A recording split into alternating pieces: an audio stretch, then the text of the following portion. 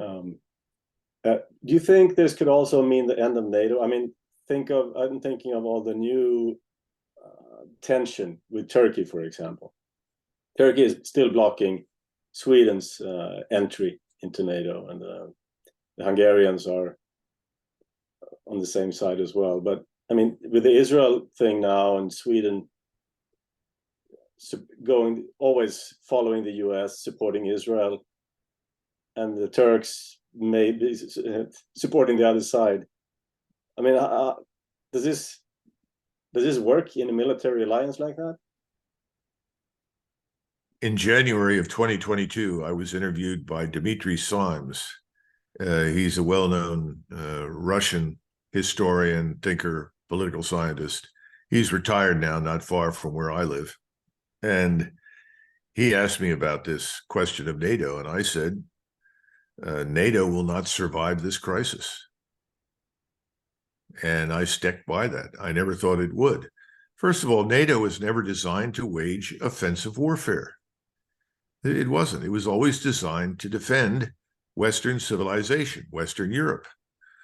Suddenly, we expanded it and kept expanding it with the goal of trying to turn Russia, ultimately, into a facsimile of what you just described, Sweden or something else, without regard to what Russian interests are, Russian history, culture, civilization.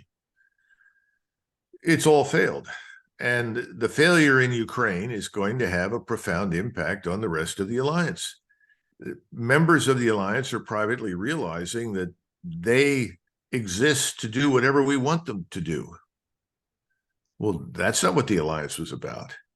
Remember that Eisenhower was very reluctant to become part of NATO. He didn't want it. And he said, if NATO still exists in 10 years, this is when it was founded, that would have put them in the early 60s, then we failed. The whole idea is bad. It failed because we have not found a better way forward with the Soviet Union.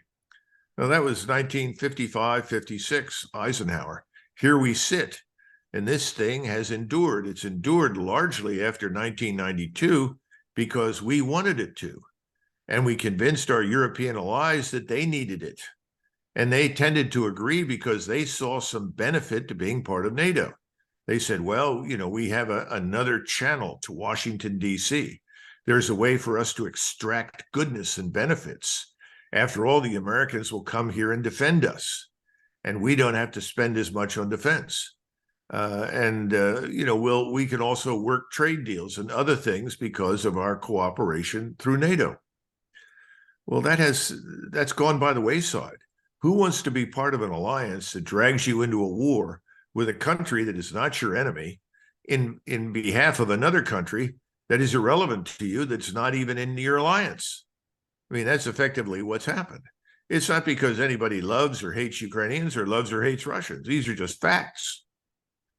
So I think the Swedes ought to send off a thank you note to Mr. Orban in Hungary, and even send a thank you note of sorts to Mr. Erdogan with the PS, how would you like all of our Muslims?